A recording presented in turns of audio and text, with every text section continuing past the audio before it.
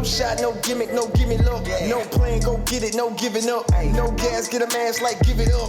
Gotta get it, gotta kill it like fill it up.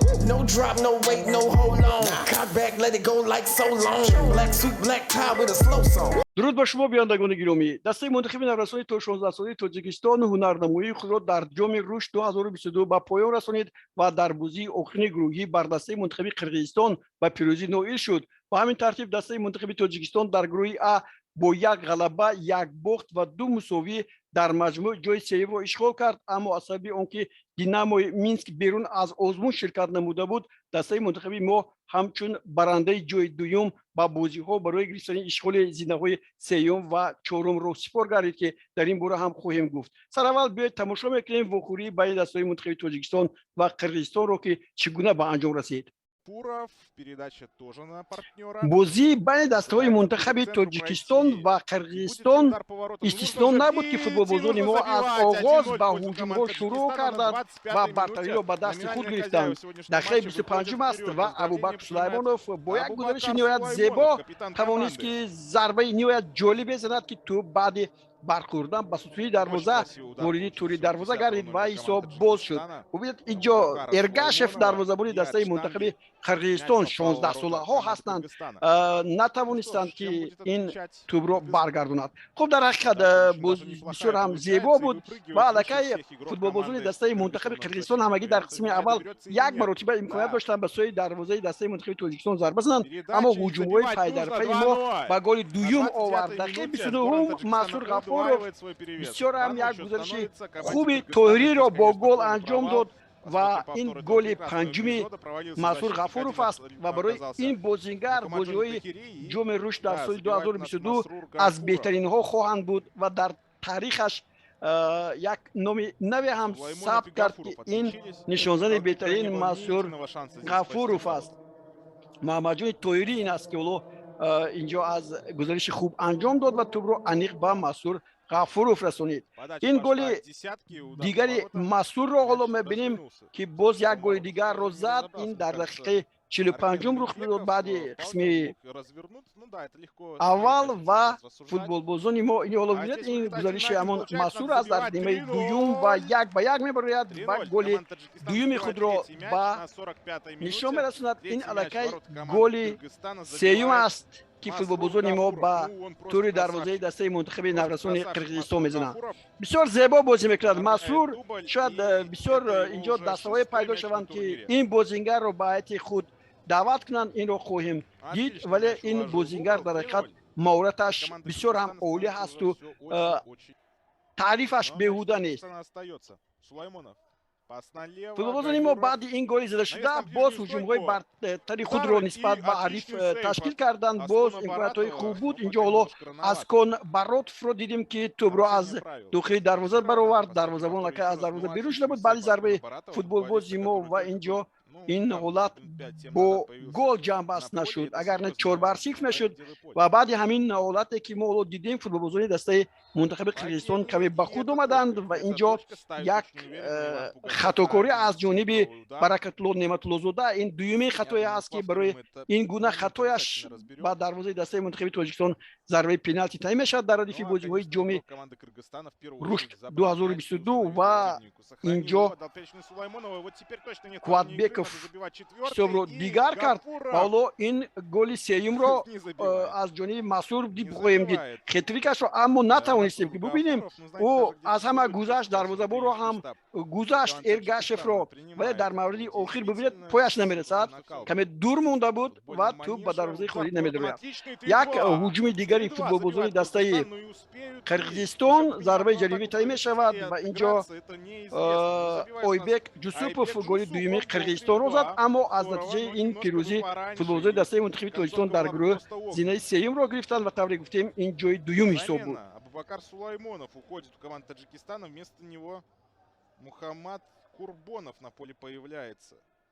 بعد انجام واخوری‌های گروهی دسته منتخب تاجیکستان برای اشغال جای سوم و چهارم با صاحب جای دوم گروه ب دسته منتخب 17 ساله‌های بلاروس وارد رقابت شد. در یک واخوری نه آنقدر خوب و برابر دسته منتخب تاجیکستان با شکست گرفتار شد و در مجموع جوی چهارم رو در این مسابقه در سال 2022 به دست آورد.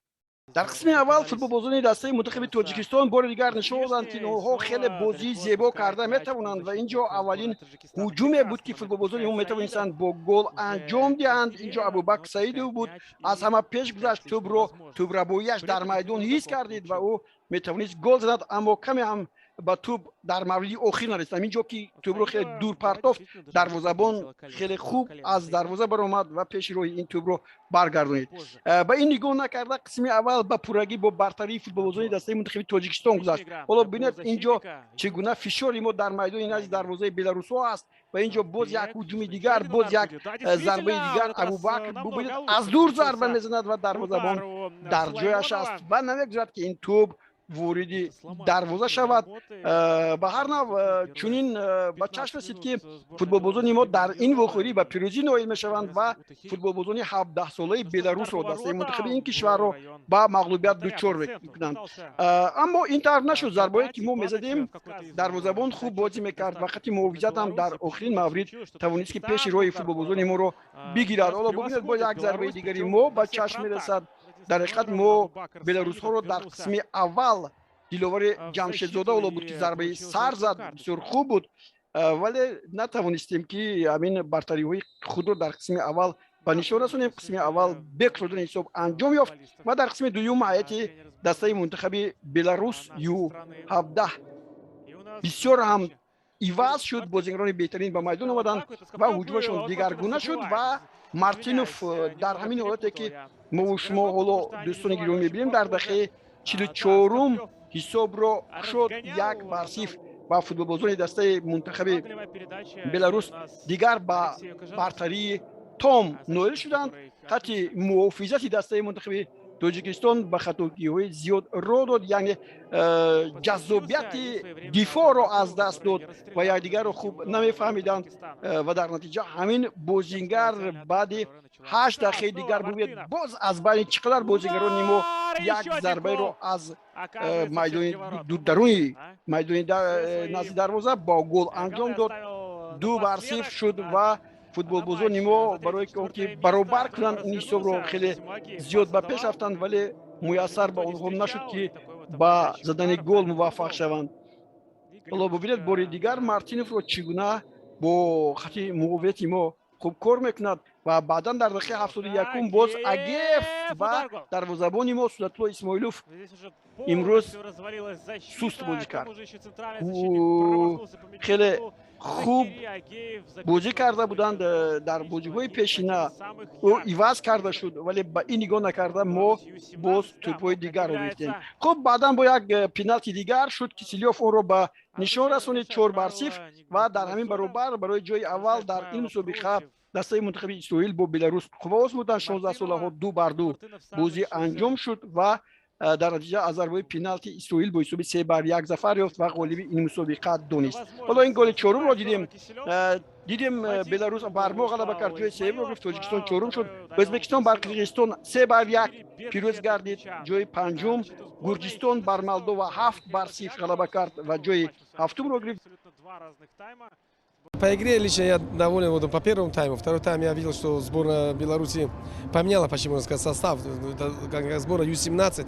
У нас чуть сил не хватило, правда, на второй тайм. Ребята после из сборов, там тяжелые игры были на сборах. И вот здесь сейчас тоже турнир неплохой был.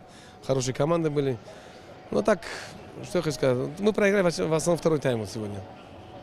Чувствовалось, что играете против соперника на год старше? Ну, это естественно. Это даже было видно по первому тайму. Первый тайм мы чуть-чуть выровняли игру. Ну, мы не знали, что вот сразу вот...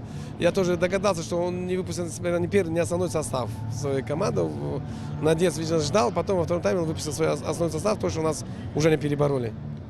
بعدی به دسته استقلال آمدن سرمربیش ویتالی لیوچنکو این دسته تمرین‌های خود را دیگر کرد و اکنون در یک روز 2 مرتبه هم صبح و هم شام تمرین و مشق‌های آمادگی خود را به بازی‌های موسمی سال 2022 ادامه می‌دهد و در نقشه دارد که 2 بازی تجربوی را با کلوب مرکزی ورزش ارتش و رگریساداس در ورزشگاه مرکزی جمهوریوی شهر دوشنبه برپا نماید. از طرف دیگر روز 18 فوریه دسته استقلال دوشنبه با ترکیه سفر می‌کند و مرحله نوبتی آمادگی را با лиги чемпионои осиё дар ҳамон ҷо паси сар хоҳад кард.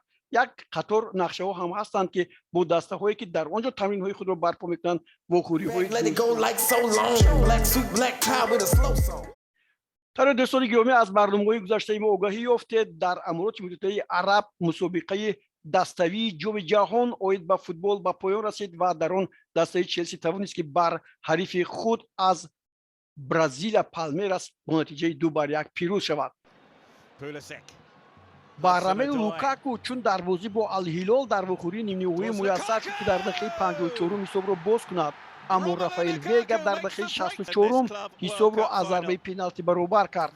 натиҷаи ду қисми вохӯрӣ мусови анҷом ёфт, аммо дар вақти иловашуда кай хаверс дар дақиқаи 107 аз зарбаи пеналтӣ челсиро ба сафи пеш баровард ва ин голи задашуда ғолибиятро ба челси мансуб гардонд. дӯстони гиромӣ, ин хабарҳое буданд ки мо мехостем имрӯз ба самъи шумо расонем. ҳарчанд каме дер ҳастанд, вале минбаъд дар вақташ баъди чанд соати ба анҷом расидани бозиҳо шумо хабарҳои навтаринро аз барномаи мо хоҳед дарёфт. No shot, no gimmick, no gimme look. No playing, go get it, no giving up. No gas, get a mask like give it up. Gotta get it, gotta kill it like fill it up. No drop, no wait, no hold on. Cock back, let it go like so long. Black suit, black tie with a slow song.